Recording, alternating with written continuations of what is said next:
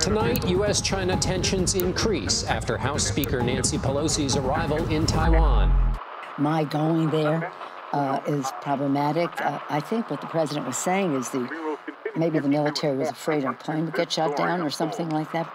Celle que l'on vient d'entendre, c'est Nancy Pelosi, la présidente de la Chambre des représentants des États-Unis, troisième personnage de l'État américain. Et ce qu'elle vient d'évoquer, c'est l'hypothèse que la Chine abatte son avion lors de son arrivée à Taïwan. Pour sa tournée diplomatique en Asie, elle a souhaité faire une halte à Taïwan pour exprimer son soutien à cette île, revendiquée par la Chine, située à 180 km de ses côtes. We come in friendship. We thank you for your leadership. We want the world to recognize that. Résultat, une gigantesque crise diplomatique. Joe Biden a même tenté de la décourager de faire le voyage. Les moyens de la Chine sont plus importants. Aujourd'hui, l'armée chinoise est plus puissante, donc elle peut prétendre éventuellement avoir l'ambition de reconquérir Taïwan. Alors, pour bien comprendre, il faut rappeler pourquoi Taïwan est un point de tension majeur pour la Chine. En 1949, Mao Tse-tung, chef du Parti communiste, marche vers Pékin. C'est la fin d'une longue guerre civile qui durait depuis 1927 face aux nationalistes. Chiang Kai-shek, alors défait et humilié, se replie à Taïwan, suivi par 2 millions de fidèles. À ce moment-là, il y a donc deux Chines.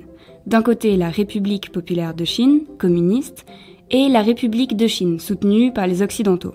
Washington voit alors dans l'île un potentiel rempart contre l'expansion communiste. À l'international, Taïwan est aujourd'hui un objet administratif non identifié. L'île n'a plus de siège à l'ONU depuis 1972 et aujourd'hui, seuls 14 pays, pour la plupart des micro-États insulaires, continuent de reconnaître Taïwan. Pourtant, avec son drapeau, son gouvernement démocratique propre, son armée et sa monnaie, Taïwan ressemble beaucoup à un État, et pas des moindres, la 21e puissance économique mondiale, d'après le FMI.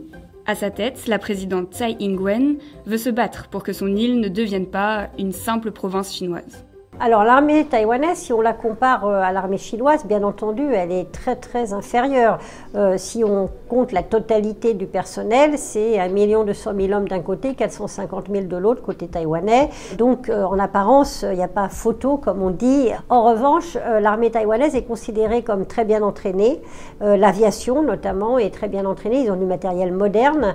Et surtout, Taïwan a repensé sa stratégie, de plus en plus d'ailleurs depuis la guerre en Ukraine, pour se doter de moyens asymétrique en observant ce que faisaient les Ukrainiens face à la Russie, avec des missiles portables, par exemple, un meilleur entraînement de la population, de la réserve. S'emparer de Taïwan, pour la Chine, ça ne serait pas du tout quelque chose de facile.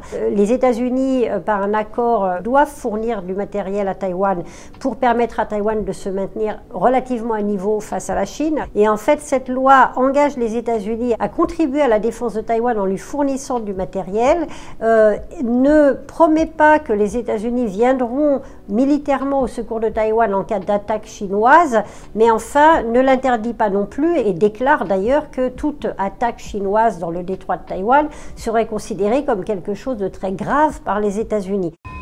Dans le détroit de Taïwan, le ton monte.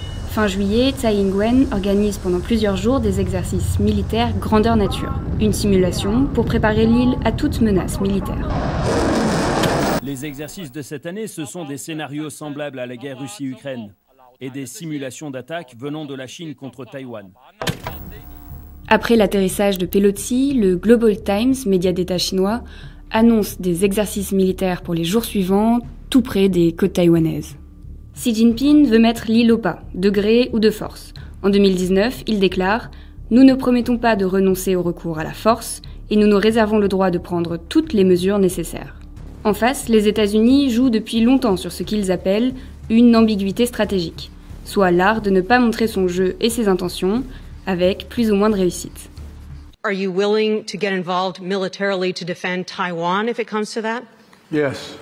On s'est beaucoup interrogé sur la qualité de la réponse de Joe Biden, mais c'était encore une fois pas la première fois qu'il le faisait. Est-ce qu'il avait parfaitement conscience de ce qu'il disait et de toutes les conséquences, ou est-ce qu'au contraire c'était une réponse peut-être moins réfléchie qu'on l'a imaginé? Ce qui est vrai, c'est que le département d'État et le secrétariat à la Défense ont très fortement réaffirmé qu'il n'y avait pas de changement dans la politique d'une seule Chine suivie par les États-Unis et que par ailleurs, les États-Unis ne soutenaient pas l'indépendance de Taïwan.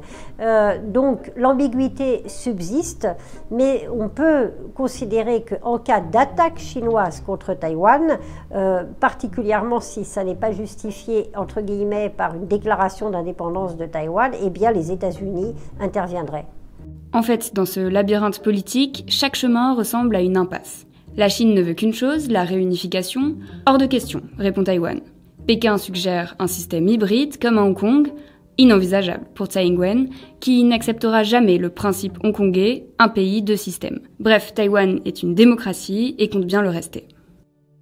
Si les dirigeants chinois ne se lancent pas dans une aventure militaire extrêmement risquée, le statu quo peut durer aussi longtemps qu'il n'y a pas d'évolution majeure du côté continental qui aboutirait finalement au fait que Taïwan ait moins peur de la Chine ou que la Chine accepte une indépendance de Taïwan sans que ça cause un drame existentiel au pays. Le risque, c'est aussi que côté taïwanais, des indépendantistes plus radicaux, entre guillemets, que la présidente actuelle arrive au pouvoir et tente d'imposer une indépendance, mais je pense que là, les pressions américaines sur ces autorités taïwanaises pour éviter de provoquer la Chine seraient également très fortes. Donc, on ne peut pas exclure un dérapage, mais le statu quo semble la solution aujourd'hui qui devrait s'imposer.